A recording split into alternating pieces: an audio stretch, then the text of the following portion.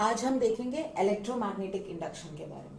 What is electromagnetic induction? ये exactly opposite है जो हमने देखा था magnetic effects of electric current. मतलब magnetic effects of electric current क्या है? अगर एक कंडक्टर में करंट पास हो रहा है, राइट, तो वहां पे क्या होगा? मैग्नेटिक फील्ड जनरेट होगा। इसी को हम बोलते हैं magnetic effects of electric current. Electromagnetic induction में क्या होगा? Magnetic change in magnetic field की वजह से करंट जनरेट होगा सर्किट में।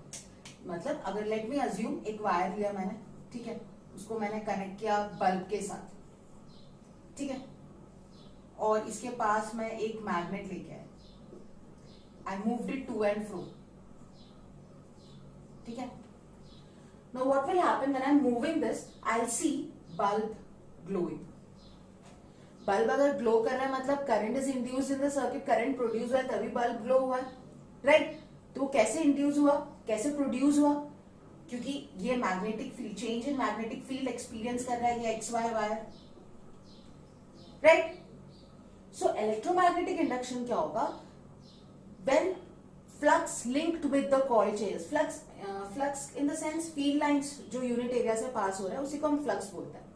तो जो flux linked with the coil changes, current is induced in the circuit, एक करंट डेवलप होता है सर्किट में जिसको हम बोलते हैं इलेक्ट्रोमैग्नेटिक इंडक्शन। या मैं उसको अगर फ्लक्स के टर्म पे नहीं बोलूं तो सिंपली ये बोल सकते हैं कि the generation of current in the electric circuit due to change in magnetic field experienced by it, उसको हम क्या बोलते हैं? Electromagnetic induction. आप देख रहे होंगे मैग्नेटिक इफेक्ट्स का सीधा उल्टा है। यहाँ पे मैग्नेटिक फील्ड प्रेजेंट है जिसकी वजह से करंट इंड्यूस हो रहा है। मैग्नेटिक इफेक्ट्स में क्या था? करंट पास होने की वजह से फील्ड जनरेट हो रहा था। Understood? Okay, so this is it. So when magnetic field linked with the coil changes, it induces current in the circuit. तो ये कॉन्सेप्ट कौन लेके आया? Faraday, Michael Faraday brought this concept. अब let me just take another example. अब एक दो coil ले लेते हैं, ठीक है। एक और एक्सपेरिमेंट किया था, वो म्यूचुअल इंडक्शन के बेस में किया था। ये म्यूचुअल इंडक्शन क्या होता है मैं बताती हूँ। देखो, एक नॉन कंडक्टिंग सिलेंडर लो, मतलब कोई इंसुलेटर ले लो आप लोग। एक एंड पे ये एक एंड हो गया, यहाँ पे मैंने बैटरी कनेक्ट किया है और की, ठीक है। इसके दूसरे एंड में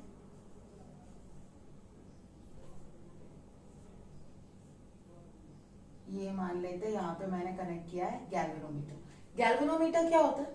वो भी एक डिवाइस है जो करंट को डिटेक्ट करता है, लेकिन गैल्वेनोमीटर डिटेक्ट्स एक स्मॉल वैल्यू ऑफ करंट के लिए यूज किया जाता है और वो करंट का डायरेक्शन बताता है। एमीटर थोड़ा हायर मॉडरेट वैल्यू के लिए यूज किया जाता है, पर वहां पे डायरेक्शन पता नहीं चलता है करंट का, ठीक है।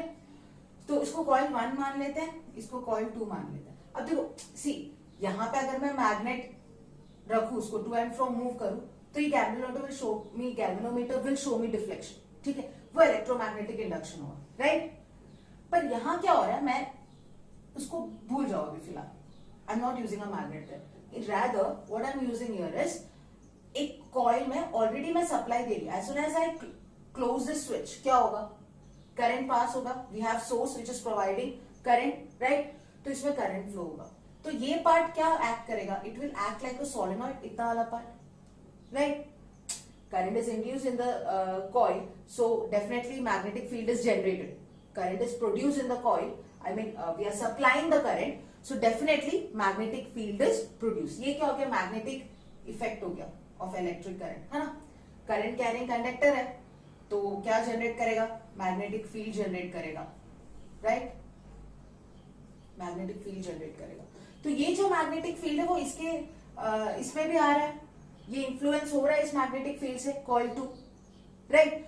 तो यहाँ पे जो मैग्नेटिक फील्ड जनरेट हो उसके वजह से as soon as you switch this on, circuit जैसे आप क्लोज करेंगे, कि जैसे आप स्विच जैसे आप ऑन करेंगे तो क्या होगा? तुरंत आप देखेंगे गैल्वेनोमीटर विल शो डिफ्लेक्शन। पर आप अगर उसको ऑन ही रखेंगे बहुत देर के लिए, तब आपको यहाँ पे डिफ्लेक्शन नजर नहीं आएगा। Only for that particular movement, जैसे आप उसको ऑन करते हो तब उस मूवमेंट के लिए आपको डिफ्लेक्शन नजर आएगा, उसके बाद डिफ्लेक्शन नहीं मिलेगा। करंट कंटिन्यूअसली पास होता जाएगा तो यहाँ डिफ्लेक्शन यानी यहाँ कंटिन्यूअसली करंट प्रोड्यूस नहीं होने वाला। क्यों? क्योंकि जैसे आप, ये पहले क्या था, ओपन था, आपने जैसे ही उसको क्लोज किया मैग्नेटिक फील्ड जनरेट हुआ, तो यहाँ पे दिस कॉइल गॉट इन्फ्लुएंस, यहाँ पे क्या हो गया, चेंज इन फील्ड हुआ, right, so it showed the deflection. उसके बाद ये कंटिन्यूअसली यहाँ कॉइल 1 में जब करंट हो रहा है यहाँ पे कोई चेंज एक्सपीरियंस नहीं हो रहा है, कॉइल 2 में change in magnetic field experience नहीं हो रहा है, राइट। तो इसको की को ऑन रखते हुए यहाँ पे डिफ्लेक्शन कंपल्सरी आपको कंटिन्यूअसली नहीं दिखाई देगा, सिर्फ उस मोमेंट के लिए डिफ्लेक्शन होगा, सिर्फ उस मोमेंट के लिए करंट प्रोड्यूस होगा जब इसको की को ऑन किया जाता है। उसके बाद नो करंट इज प्रोड्यूस्ड, क्योंकि यहाँ पे चेंज इन मैग्नेटिक फील्ड नहीं हो रहा है, there is no change in magnetic field in coil 2, ठीक है। तो आप उसको ऐसे रखेंगे की को, तो वहां पे आपको कोई चेंज नजर नहीं आएगा। पर as soon as you open the circuit, यानी आपने की को रिमूव किया, ऑफ कर दिया है, ठीक है, तो जैसे ही आप उसको रिमूव करेंगे ये गैल्वेनोमीटर फिर डिफ्लेक्शन दिखाएगा, लेकिन ऑपोजिट डायरेक्शन में, पहले से ऑपोजिट डायरेक्शन में, ठीक है। वो क्यों होगा? क्योंकि आप जैसे ऑफ करेंगे तो ये जो फील्ड लाइंस है वापस यहाँ पे चेंज इन मैग्नेटिक, देखो पहले जब आपने किया तो यहाँ पे भी फील्ड इन्फ्लुएंस है, फिर वो कांस्टेंट हो गया था। जब आप की को ओपन नहीं कर रहे थे it was constant, same amount of current was being flowed, same amount of current was flowing and the magnetic field became constant, right? Field जो है, जो ये coil 2 experience कर रहा था वो क्या हो गया, constant हो गया, तो galvanometer did not show the deflection। जैसे आपने की ऑन किया उस मोमेंट के लिए दिखाया, उसके बाद फिर नहीं दिखाया, क्योंकि तब मैग्नेटिक फील्ड कांस्टेंट हो गया था। जैसे आप इसको ओपन करेंगे तो there is again decrease in magnetic field, मतलब चेंज हुआ यहाँ पे मैग्नेटिक फील्ड, गायब होने वाला है, there is change in magnetic field, right, जिसकी वजह से गैल्वेनोमीटर विल शो डिफ्लेक्शन। लेकिन इस बार डिफ्लेक्शन कैसे होगा, ऑपोजिट डायरेक्शन में होगा, पहले से ऑपोजिट डायरेक्शन में होगा, ठीक है। तो इसी को हम बोलते हैं म्यूचुअल इंडक्शन, इस फिनोमेना को हम म्यूचुअल इंडक्शन भी बोलते हैं। मतलब एक कॉइल में करंट पास होने की वजह से उसके नेबरिंग कॉइल में भी करंट पास होता है, इंड्यूस होता है करंट नेबरिंग कॉइल में। यहाँ पे तो हम सप्लाई कर रहे हैं, लेकिन उसके नेबरिंग कॉइल में ऑटोमेटिकली करंट इंड्यूस हो रहा है, राइट। यहाँ पे करंट तो जहां हम दे रहे हैं वहां पे इंड्यूस हो रहा है करंट। तो ऐसे फिनोमेना को हम म्यूचुअल इंडक्शन कहते हैं। ऐसे जिसमें आपको कोई डेफिनेशन या ऐसे कुछ पूछेंगे नहीं, but this activity is important, ठीक है। अब देखते हैं कि ये जो इंड्यूस करंट डेवलप हुआ, हमने अभी डिस्कस किया, क्या डिस्कस किया था कि मैग्नेट को एक सोलेनॉइड लिया हमने, राइट, मान लेते हैं एक सोलेनॉइड है, गैल्वेनोमीटर कनेक्ट किया मैंने, है ना, एक बार मैग्नेट लिया, नॉर्थ साउथ, राइट, इसको टू एंड फ्रो मूव किया, तो हम क्या देखेंगे, ऑब्वियसली मैग्नेटिक फील्ड क्या होगा यहाँ पे, when you are moving it to and fro, तो यहाँ पे जो मैग्नेटिक फील्ड जो एक्सपीरियंस हो रहा है इस सोलेनॉइड, वो क्या होगा, चेंज होता रहेगा, राइट, जिसकी वजह से करंट इस सर्किट में इंड्यूस होगा, no doubt. Due to change in magnetic field current will be produced in the circuit, because of which galvanometer will show a deflection, no doubt in that। But when you place this bar magnet constant, अगर आप इस bar magnet को move ही नहीं करेंगे, तो जैसे हमने पहले वाले एक्सपेरिमेंट में देखा था, क्या होगा, मैग्नेटिक फील्ड जो इस कॉइल से लिंक्ड है वो कांस्टेंट होगा, फ्लक्स कांस्टेंट होगा, इस कॉइल जो एक्सपीरियंस कर रहा है flux that will be constant, right, तो करंट इंड्यूस नहीं होगा, तो galvanometer will show no deflection, है ना। तो ये जो इंड्यूस्ड करंट है कॉइल में जो प्रोड्यूस हो रहा है ये करंट, उसका डायरेक्शन पता करने के लिए we have Fleming's right hand rule. Children keep in mind, we have Fleming's right hand rule.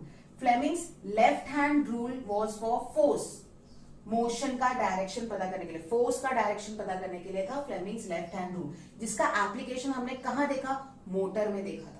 Magnetic effects का जो एप्लीकेशन है जहां पे Fleming's left hand rule use होता है, वो कहां देखा, मोटर पे देखा। लेकिन जो फ्लेमिंग्स राइट हैंड रूल है वो किसके लिए, इंड्यूस्ड करंट के लिए, जो करंट जनरेट होता है उसके डायरेक्शन को पता करने के लिए फ्लेमिंग्स राइट हैंड रूल है। और इसका एप्लीकेशन हम कहां देखेंगे, जनरेटर्स में देखेंगे, जो हम आगे डिस्कस करेंगे। तो ये फ्लेमिंग्स राइट हैंड रूल होता क्या है, see, stretch your right hand, fingers in your right hand in such a way that thumb, first finger and second finger. Thumb, first finger and second finger. They all should be mutually perpendicular to each other. ये सारे perpendicular होने चाहिए. अगर ऐसा हुआ, ठीक है, then if thumb indicates the direction of force and first finger indicates the direction of magnetic field, then the third finger, yani second finger, I mean, see, thumb is indicating the direction of force, first finger is indicating the direction of magnetic field, then the second finger will indicate the direction of induced current. ठीक है, this is Fleming's right hand rule. I'll repeat, stretch your right hand in such a way कि thumb, ये हमारा first finger हुआ and second finger, they are perpendicular to each other. उसमें अगर thumb is indicating the direction of force, जिस direction में force apply हो रहा है, अगर थंब वो डायरेक्शन बता रहा है और अगर फर्स्ट फिंगर मैग्नेटिक फील्ड का डायरेक्शन बता रहा हो, तो ये जो सेकेंड फिंगर है दैट विल गिव यू, यानी this finger will give you the direction of induced current. That is Fleming's right hand rule. ठीक है, अब बात करेंगे इसका एप्लीकेशन, इलेक्ट्रोमैग्नेटिक इंडक्शन. इसका एप्लीकेशन हम कहां देखेंगे? जनरेटर्स पे देखेंगे. So let's discuss what generator is. उसका भी कंस्ट्रक्शन, वर्किंग वो काफी इजी है, कुछ हद तक मोटर से मिलता जुलता भी. What is generator?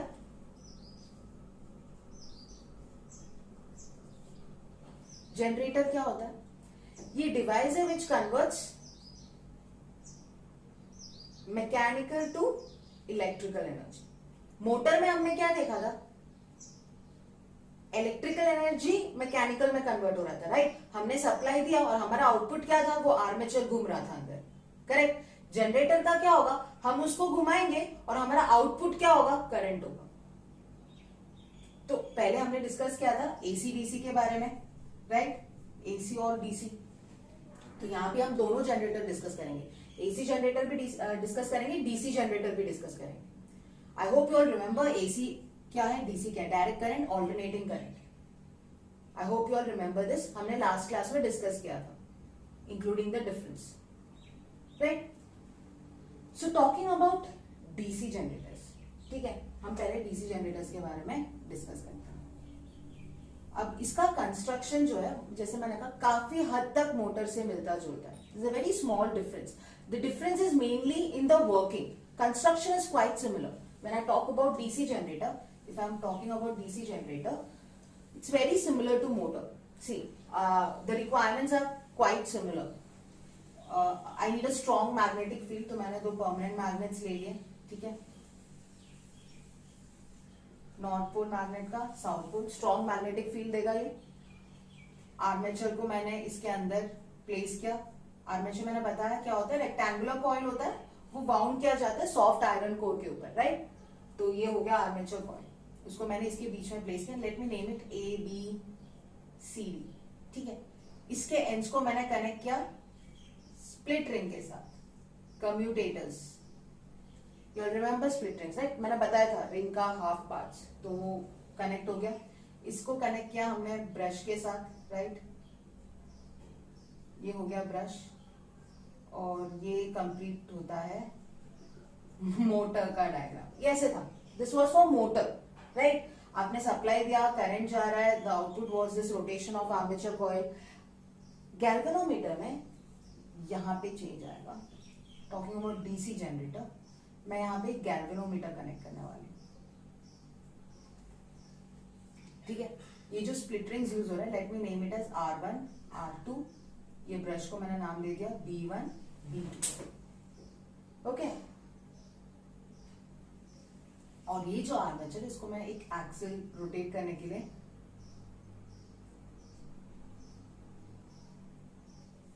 कनेक्ट कर दूं. अब ये एक हैंडल है, ठीक है, जो आर्मेचर को होल्ड किया हुआ है इस हैंडल ने, और इसको हम घुमाने वाले. ये जो है, इसको पकड़ के हम घुमाने वाले ताकि आर्मेचर रोटेट हो अंदर. तो इसको किस डायरेक्शन में रोटेट करेंगे आप? मान लेते हैं इसको इस डायरेक्शन में रोटेट करना है. This is the direction of rotation. इसको ऐसे पकड़ के हम घुमाने वाले, ठीक है? इस तरह घुमा रहे कि मान लो अगर ये आपका कॉइल है, ये अगर एबीसीडी कॉइल है, हमारा आर्मेचर कॉइल है ये, सो अगर ऐसा है तो इसको सीडी आर्म ले लो और इसको एबी आर्म ले लो, तो जिस डायरेक्शन में ये रोटेट है वो ऐसे होगा, मतलब सीडी बाहर की तरफ घूम रहा है, ए बी अंदर की तरफ, ये है ए बी सी डी, तो ये कैसे रोटेट हो रहा है, हम कैसे रोटेट कर रहे हैं बाहर से, इसको ऐसे रोटेट कर रहे हैं, यानी सी डी आउटवर्ड बाहर की तरफ आ रहा है, ठीक है, और ए बी इनवर्ड अंदर की तरफ, ऐसे ऐसे हो रहा है, ठीक है। तो अगर ऐसे है, मैग्नेटिक फील्ड हमें पता है, this is the direction of magnetic field, तो using Fleming's left hand rule, sorry left hand rule कहां यूज होता है, मोटर के लिए, यहां कौन सा लगेगा, right hand rule, Fleming's right hand rule. Please keep in mind, अगर आप यहाँ पे लेफ्ट हैंड यूज करेंगे तो आपका पूरा गलत हो जाएगा। ये किसके लिए है, ये जनरेटर्स किस पे रन होगा, फ्लेमिंग्स राइट हैंड रूल पे होगा। तो राइट हैंड रूल के हिसाब से आप डायरेक्शन कैसे पता करेंगे करंट का, यहाँ पे देखो, टॉकिंग अबाउट एबी, अब पहले बात मैं बता देती हूँ, परपेंडिकुलर प्लेस किया हुआ कंडक्टर ही एक्सपीरियंस करेगा। सी ये मैग्नेटिक फील्ड है, अगर मैक्सिमम आपको करंट इसमें देखना है कि कितना है, तो उसके लिए क्या करना पड़ेगा, द कंडक्टर किस में एक्सपीरियंस होगा, बीसी और एडी में तो नहीं आएगा एक्सपीरियंस करंट का, कहां पे होगा, सी ए बी और सी डी में होगा। करंट ऐसे पास हो, see magnetic field, uniform magnetic field में मैक्सिमम फोर्स कब एक्सपीरियंस होता है, when it is perpendicular, right. So maximum current कब इंड्यूस होगा, व्हेन इट इज परपेंडिकुलर, वो याद रखना। Okay, so coming back to the topic, हाँ, तो AB में AB is moving inward, CD is moving outward, तो AB में करंट का डायरेक्शन क्या होगा, using right hand rule, force, ये है force, thumb indicates the direction of force, तो AB में फोर्स क्या हो रहा है, अंदर की तरफ जा रहा है, बोर्ड के अंदर की तरफ। डायरेक्शन मैग्नेटिक फील्ड का ये है, this is the direction of magnetic field, ऐसे, राइट। तो करंट का डायरेक्शन क्या होगा, करंट का डायरेक्शन हमें क्या मिला, नीचे मिला, सो करंट का डायरेक्शन यहाँ पे ए बी में ये होगा, बी टू ए, ठीक है, बी टू ए, ऐसे, बराबर। अब सीडी में करंट का डायरेक्शन क्या होगा, सीडी में फोर्स, सी राइट हैंड रूल यूज करना, फोर्स, मैग्नेटिक फील्ड ऐसा है, सीडी, राइट। हाँ, तो करंट का डायरेक्शन क्या होगा, अब वापस राइट हैंड रूल यूज करो, फोर्स का डायरेक्शन ऐसे है, मैग्नेटिक फील्ड का डायरेक्शन ऐसे है, तो करंट का डायरेक्शन कैसे होगा, ऊपर की तरफ होगा, राइट। तो ये हो जाएगा डायरेक्शन इस तरफ, करेक्ट। तो आप देखो डायरेक्शन क्या मिला आपको यहाँ पे,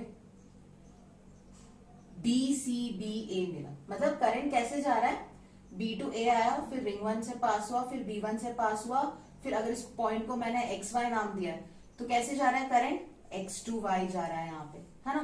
पहले आपकी बात कर रही हूं, जब ए बी सी डी ऐसा है, जब ऐसा है ए बी सी डी, तब की बात हो रहा है, तो X2Y करंट जा रहा है यहाँ पे, ठीक है,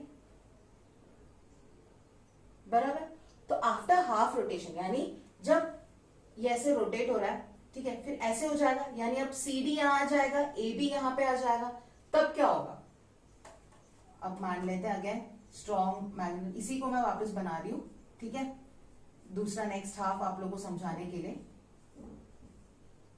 ये हमारा अब क्या हो जाएगा, यहाँ पे बी सी यहाँ पे आ गया, ए बी इस तरफ आ गया, बराबर है ना।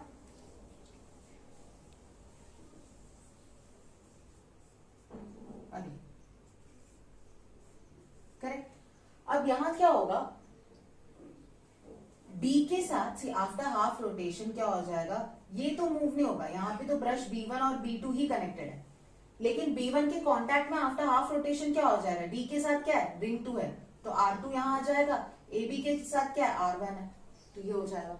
मतलब पहले R1 was in contact with B1, now after half rotation R2 comes in contact with B1, लेकिन डायरेक्शन बदलेगा इसमें करंट का, नहीं बदलेगा, क्यों, now CD will move inward, क्योंकि हमारा ये जो एक्सल को रोटेट करना है उसका डायरेक्शन चेंज नहीं हुआ है।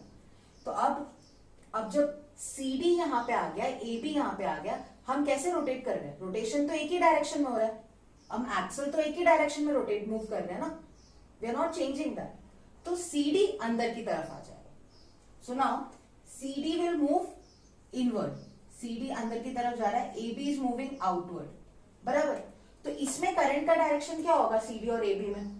फ्लेमिंग्स राइट हैंड रूल, अंदर फोर्स अंदर की तरफ जा रहा है, मैग्नेटिक फील्ड तो ऐसे ही रहेगा, करंट नीचे की तरफ जा रहा है, तो यहां पे C to D करंट जा रहा है, करेक्ट। और AB में कैसे जाएगा? इस तरफ कैसे जाएगा? बाहर की तरफ है फोर्स, मैग्नेटिक फील्ड का डायरेक्शन ये है, तो इंड्यूस करंट का डायरेक्शन कैसे होगा? ऊपर की तरफ। So that will B this, यानी C to D करंट ऐसे जा रहा है, R2 से जा रहा है, B1 पे आ रहा है, ऐसे जा रहा है, ये XY पॉइंट है हमारा, और यहां से ऐसे ऊपर की तरफ करंट का डायरेक्शन जा रहा है। यानी after half rotation also what do you see? Current is moving from X to Y, यानी एवरी टाइम, देखो इतना X to Y हो गया, फिर वापस नेक्स्ट हाफ रोटेशन में यही आने वाला है, AB यहां पे आ जाएगा, CD वहां पे चला जाएगा, तब भी क्या होगा? X to Y, external circuit में करंट कैसे जा रहा है? X to Y जा रहा है, बराबर।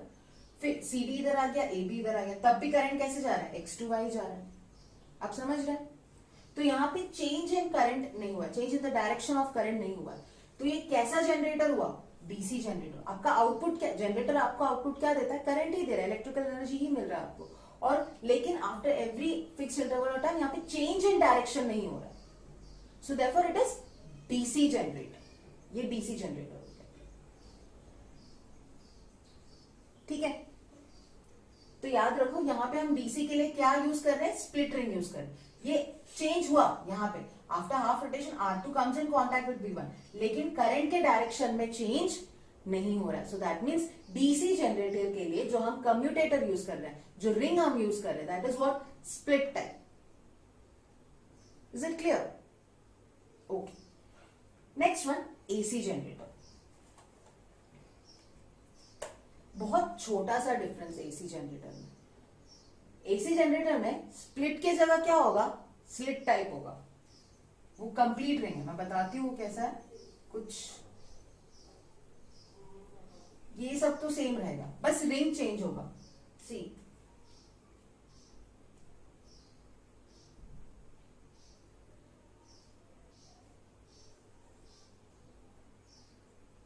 ये एक रिंग हुआ, ठीक है,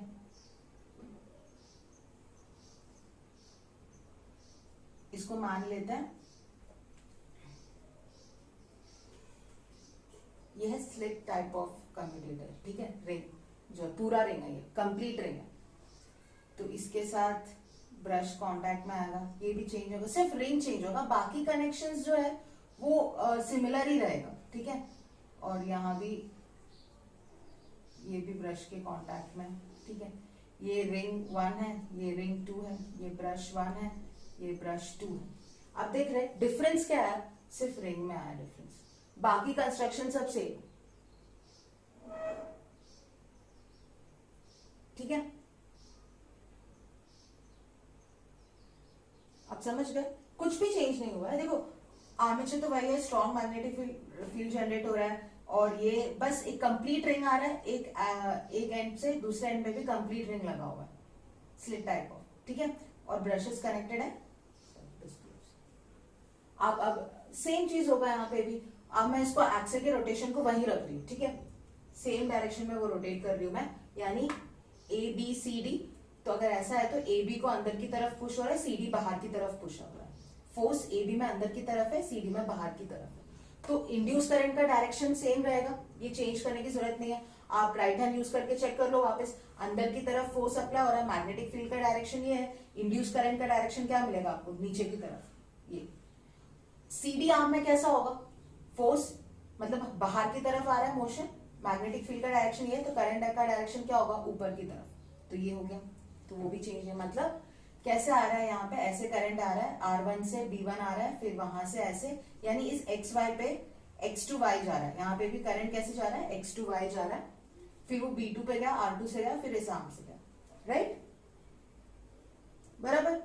आप ये रोटेट कर रहे हैं बाहर से एक्सल को, आप तब आप galvanometer will show deflection, right? Current produce हो रहा है, पर पहले हाफ में कैसा हो रहा है? X to Y जा रहा है। अब नेक्स्ट हाफ यानी CD जब इधर आ जाएगा, AB उधर चला जाएगा, तब क्या होगा? अब मान लेते हैं मैग्नेट के बीच में रखा हुआ है, मैं सिर्फ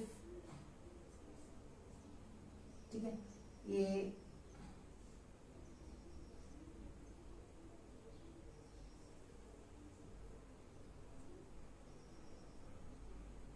ये कंप्लीट रिंग मान लेती हूँ, ये भी एक कंप्लीट रिंग है। पर अब यहाँ पे क्या हो रहा है, सी डी यहाँ पे आ गया और ए बी जो आर्म है यहाँ पे आ गया, ठीक है।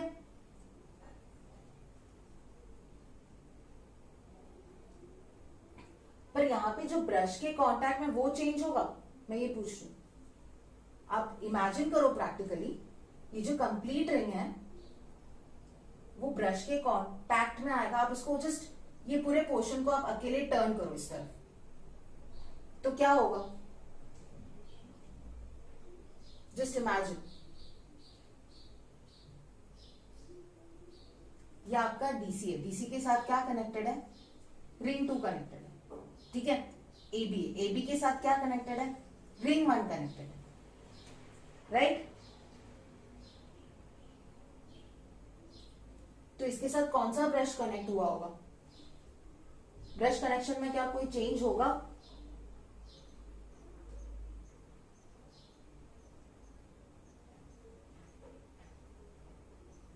नहीं होगा। आप उसको जस्ट इमेजिन करो,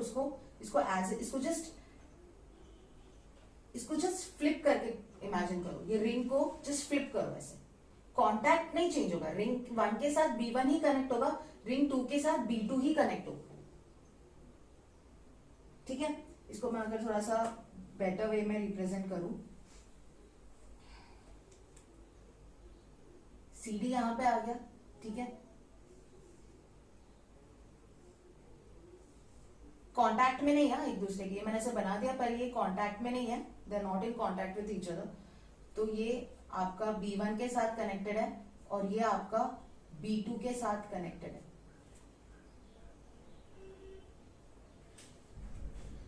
CD आर्म तो यहाँ पे आ गया, AB आर्म भी आ गया, AB के साथ जो ये रिंग कनेक्टेड है वो लेकिन अभी भी B1 के साथ ही कनेक्ट हुआ, और CD के साथ जो रिंग था यानी ये जो R2 रिंग था वो B2 के साथ ही कनेक्ट हुआ फ्लिप होने के बाद, ठीक है।